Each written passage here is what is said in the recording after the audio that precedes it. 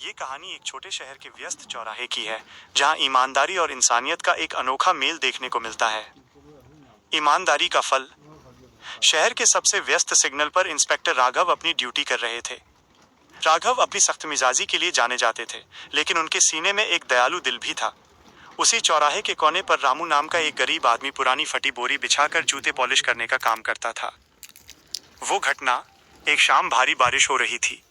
राघव अपनी ड्यूटी खत्म कर अपनी बाइक की ओर बढ़ रहे थे कि अचानक उनकी नजर रामू पर पड़ी।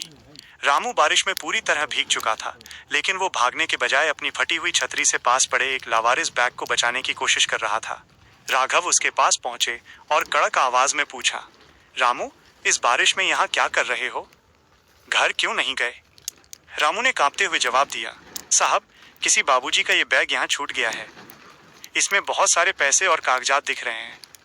अगर मैं चला गया तो कोई इसे उठा ले जाएगा।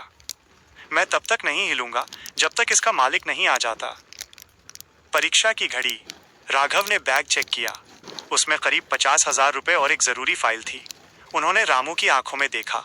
वहां लालच का नामो निशान नहीं था, सिर्फ अपनी जिम्मेदारी निभाने का संतोष था। अगले ही पल एक घबराया हुआ आदमी वहां पहुंचा। वो बैग देखकर फूट फूट कर रोने लगा। उसने बताया कि ये उसकी बेटी की कॉलेज की फीस थी, जो उसने बड़ी मुश्किल से जमा की थी। बदला हुआ नजरिया। उस आदमी ने इनाम के तौर पर रामू को कुछ पैसे देने चाहे, लेकिन रामू ने मुस्कुराकर मना कर दिया और कहा, बाबूजी, ये तो मेरा फर्ज था। इंस्पेक्टर राघव ये सब देख रहे थे। उन्होंने अगले दिन रामू के लिए कुछ खास किया। नई दुकान।